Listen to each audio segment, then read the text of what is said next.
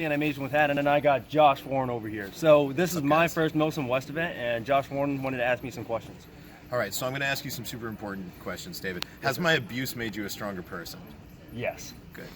Do you know that I don't know how to express my feelings, so the only way that I show love is through ridicule? Partially understand what's like a lot of people, if you're not being made fun of, then you're not really part of the family, right? Sure, man. So this was your first MSW event. How did you feel it stacked up as far as the physical challenge? Did you feel challenged physically? So mentally, I thought it was going to be a lot more challenging. I thought the ruck was going to be the worst part, and not too bad, honestly. Okay. Good. So an average person can come out here and try this? Yes, I think they can. They just had to be prepared, read the tax off, and read over some videos. I studied over a couple of videos weeks in advance for the ruck, and I had a really good rug. You don't want to buy some Chinese rugs and use it. What kind of rug did you use? I used a Marine issued Philby. Okay. It was like the latest rug they had. It was actually really good value. For like $40. And okay, yeah. Great. Yeah, those work really well. Yes, sir. So was there anything that surprised you? Was there anything unexpected? No, I kind of expected the worst, and that's how I always had the mentality for. Always expect the worst, hope for the best. Okay, cool. I guess so. You've been to a lot of other MilSim events, obviously. Yes, how's this stack up for you comparatively? So in terms I think, of, and I'm assuming this realism, is like difficulty, enjoyment. Maybe. Right. So I'm assuming this is like your average case. I heard that this is like one of your best times for like as a player. I had a great time as a player. I think it was a pretty good event. On my side, I think this stacking up with other events, not naming some names, I think this is like comparatively as good for like some of the best events that I've gone to.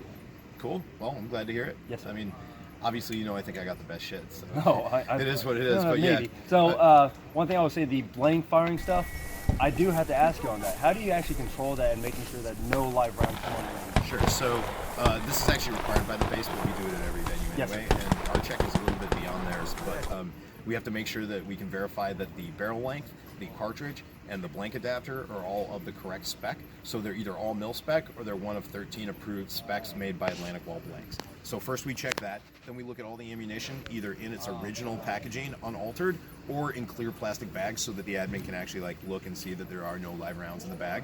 We check all the magazines empty, all the equipment, make sure that all the magazine pouches are empty, there's no ammunition in those. Then we'll have the user do a field strip, break the rifle down, reassemble it, perform a functions check, state the 4 rules of firearm safety for memory, and then we do a test fire where they demonstrate that they understand when to shoot and when not to shoot with the 20-foot safety fan in front of them, and that they also understand never to aim directly at people.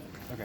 And then we'll have them shoot 30 rounds just to make sure that like the weapon functions and doesn't have any sort of like malfunction. Because typically, if you continue to fire a blank weapon that's having a malfunction, you're going to end up having like a catastrophic issue. Right, because those things do tend to gum up. But all that's actually required at this military base is that there's an external identifiable blank adapter and that all the ammunition and the pouches and mags have been checked. They don't actually require like a skill test like we do, but we do a skill test. Oh, it's a good thing to have. Just because I want to make sure that like when people start to have a jam, they don't start doing something with a rifle that they're unfamiliar with and cause a catastrophic malfunction that realistically will probably only injure or kill them. But I don't want anyone to be injured or killed. Right. What's some other questions you have for me? Let's see. I mean, I was going to ask you like how you felt about the Brick City, but it seems like you've gotten over it. We're in the Brick City. Look at it. Oh, man. It's a city of bricks, my guy. And you're doing just fine. Yeah, you're doing just fine. I like how you got a brick patch, though. I think, so let's see. What platoon were you in? I was in 3-4, so Ethan's platoon. Okay, so what did you think about the cadre concept versus staffing you've seen at other games? So the cadre thing is pretty good. You don't really, I mean, over at other companies, they try and have as much figureheads, but at the same time, most of the figureheads are mostly non-vetted people, not just airsofters, not really a lot of Rangers, Special Forces, et cetera, et cetera. It's just a lot of people most of the time just being very experienced airsofters. So you learned some stuff from Ethan? I mean, it's a good look over again. It's things that I've learned from just reading the Rangers. So he had helpful information for you? Yes, I mean, it's just other things too that could also be good input because I didn't see it from his side. Right, gotcha. I mean, my mistake. I forgot that there's nothing anyone can possibly teach you, but I see what you're saying. He gave you some good info. He was helpful, yeah? Yeah. And do you feel like that helps you stay on mission more, having like kind of that embedded admin? I mean, yeah, and on that subject, for other people that are not experienced, it's really helpful for them because they may be walking airsoft, from just an airsoft background, and they have no idea doing formations or doing lines or just how to do bounding and all that. Sure, so there's somebody there to help out. Right, and compared to like other events, these type of stuff that is from the race book is very effective at this day. So on a realism level, where would you rate this? I guess versus what else is out there. This is very high level. I would say this is probably on the top of my list for sure. Cool, man. Yeah.